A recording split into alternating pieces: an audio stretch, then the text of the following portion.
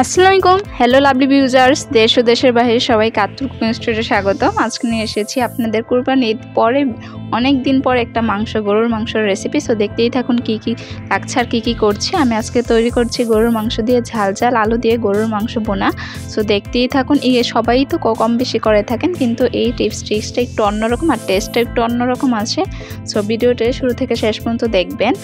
এই জায়গায় first time দিয়ে দিচ্ছি সাদা তেল। অবশ্যই সাদা তেলটা ইউজ করবেন যখন গরুর মাংস ভুনা করবেন এরকম।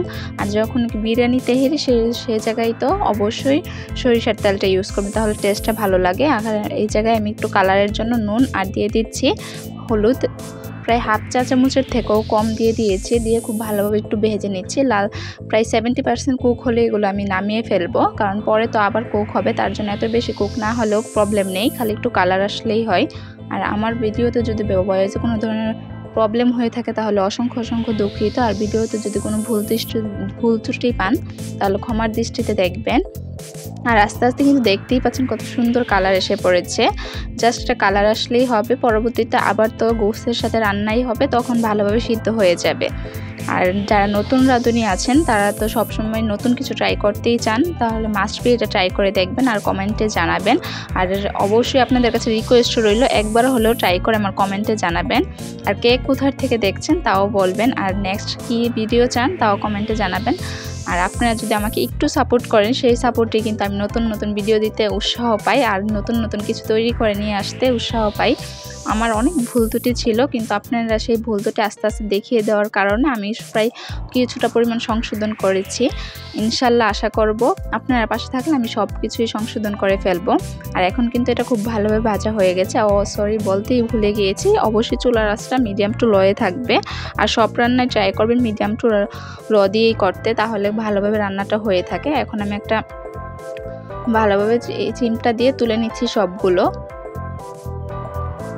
আর জাস্ট কালার আসলেই হবে। আবার আমি এই তেলে সম্পূর্ণ রান্নাটা করে ফেলবো।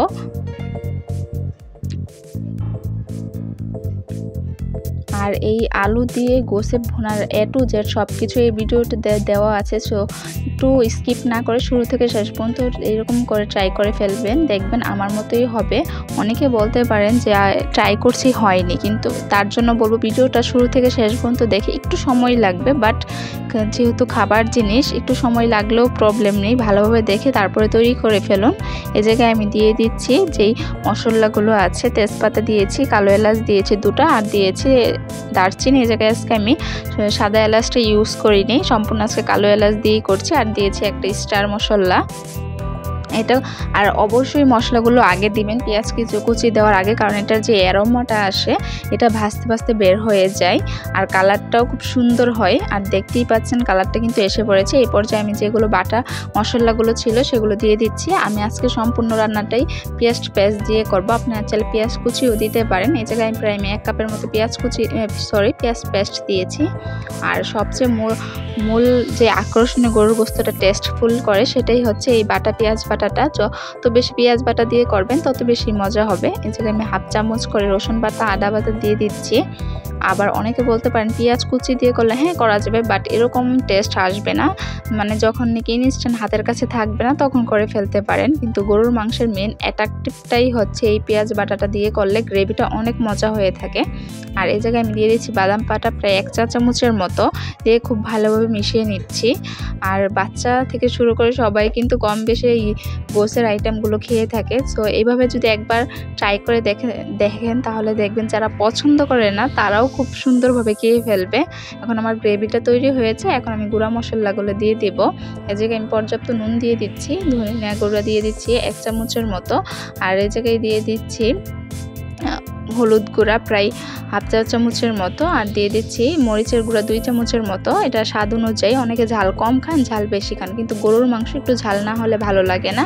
আর এই জায়গায় আমি দিয়ে দিচ্ছি ভাজা জিরা গুঁড়া হাফ চা চামচের মতো, কারণ আগেই বলে নিচ্ছি ভাজা জিরা গুঁড়া অনেকেই অ্যারোমাটা ইউজ বলবো কি নিতে পারেন। তার জন্য এই জায়গায় খুব ভালোভাবে দিয়ে ভেজে নেবেন, তাহলে দেখবেন এই স্মেলটা আসবে না।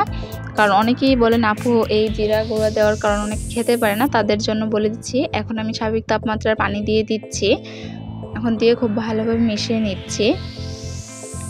আর দেখতেই পাচ্ছেন এটা কতটুকু সুন্দর গ্রেভি হয়েছে। আর গ্রেভি দিয়ে এখন একটু তেল তেল ভাব এসে পড়বে উপরে, তখন আমি গোশগুলো দিয়ে দিব। আর অবশ্যই চুলার আঁচটা মিডিয়াম টু লোই থাকবে, আমি বারবার বলছি।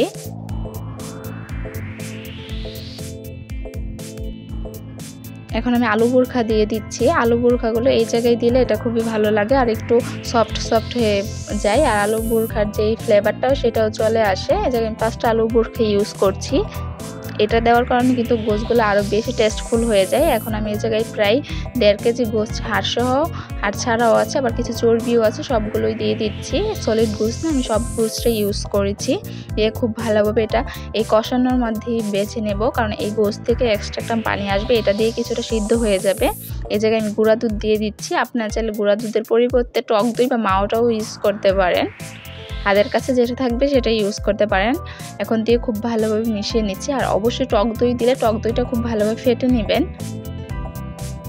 আর এই গুঁড়া দুধ কিন্তু সব কিছু খাবারকে আরও বেশি টেস্টফুল করে তোলে। আর আত্তুর কুকিং স্টুডিও মানে হচ্ছে অল্প উপকরণে মজার মজার রেসিপি। এই জায়গায় আমার স্পেশাল যেই মশলার রেসিপিটা আছে, স্পেশাল যেই মশলা গুঁড়াটা আছে সেটা দিয়ে দিচ্ছি। এটার ভিডিওর লিঙ্কটা আমি আই বাটনে দিয়ে দিব, সেখান থেকে আপনারা দেখে আসবেন। এই জায়গায় প্রায় আমি 1/2 চামচের মতো ইউজ করেছি। এটা দেওয়ার কারণে টেস্ট আরও বেশি বেড়ে যাবে গরুর মাংস, আর সিদ্ধটাও খুব ভালোভাবে হবে। আর এখন আমি ঢাকনা দিয়ে দিচ্ছি। আর আমি কিন্তু কোনো এক্সট্রা পানি ইউজ করিনি, বলে দিচ্ছি যে কষানোর মধ্যে এই গরুর মাংস থেকে এক্সট্রা পানি দিয়ে সিদ্ধ হবে হাফ, এটার টেস্টে একটু অন্যরকম আসে। আর দেখতেই পাচ্ছেন এক্সট্রা কিন্তু পানি বের হয়ে এসেছে। আর দেখতেই কি সুন্দর লাগছে। আর এখন আমি কিছু কিশমিশ দিয়ে দিচ্ছি। আর এখন আগে থেকে যে আলুগুলো ভেজে নিচ্ছিলাম সেগুলো দিয়ে দিব, দিয়ে খুব ভালোভাবে মিশিয়ে নেব।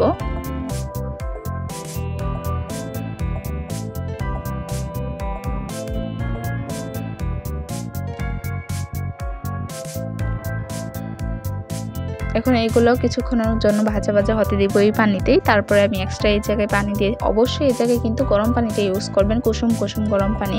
আমি ওই জায়গায় কুসুম কুসুম গরম পানি ইউজ করছি।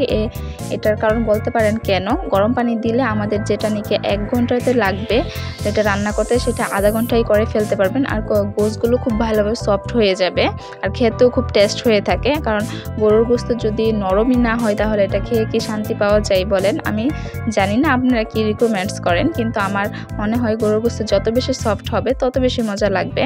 আমি কিছুক্ষণের জন্য ঢাকনা দিয়ে তারপরে এই জায়গায় দিয়ে দিচ্ছি গরম মশলা গুঁড়া, দিয়ে খুব ভালোভাবে মিশিয়ে নিচ্ছি। আর অবশ্যই এই পর্যায়ে চুলার আঁচটা মিডিয়ামে না থেকে হাই থাকবে, হাই টু মিডিয়ামে থাকবে, তাহলে এটা তাড়াতাড়ি কুক হয়ে যাবে। এই জায়গায় আমি দিয়ে দিচ্ছি কেওড়া জল। আমি ছোটো চামচের 1/2 চামচ দিয়েছি, বেশি দিতে যাবেন না, কারণ কেওড়া জল দেওয়ার কারণে সিদ্ধ হয় তাড়াতাড়ি। বাট এটা দিলে অনেকে খেতে পারে না, আর অনেকে এটার স্মেলও নিতে পারে না, তার জন্য একটু কমই দিবেন। এখন ঢাকনা তুলে ফেলছি। আমি প্রায় 15 মিনিটের মতো ঢাকনা দিচ্ছি। আর দেখতেই পাচ্ছেন কি সুন্দর ধোঁয়া আসছে। সো দেরি না করে এই ভিডিওটা দেখে আপনারাও ট্রাই করে ফেলুন, আর ট্রাই করে জানাবেন। আপনাদের কাছে রিকোয়েস্ট রইল, ভিডিও যদি ভালো লাগে অবশ্যই লাইক, কমেন্ট, শেয়ার এবং সাবস্ক্রাইব করে যাবেন, আর নোটিফিকেশনটা অন করে যাবেন। আর যারা ফেসবুক পেজ থেকে দেখছেন অবশ্যই ফেসবুক পেজটাকে ফলো দিয়ে একটা লাইক দিয়ে যাবেন। এই যে ফাইনাল লুক। তাহলে আজকে এতটুকুই বিদায় নিচ্ছি। নতুন কোনো ভিডিও নিয়ে আবার আপনাদের মাঝে হাজির হব। সবাই আমার ফ্যামিলির জন্য দোয়া করবেন, আমিও আপনাদের ফ্যামিলির জন্য দোয়া করি। আসসালামু আলাইকুম, আল্লাহ হাফেজ।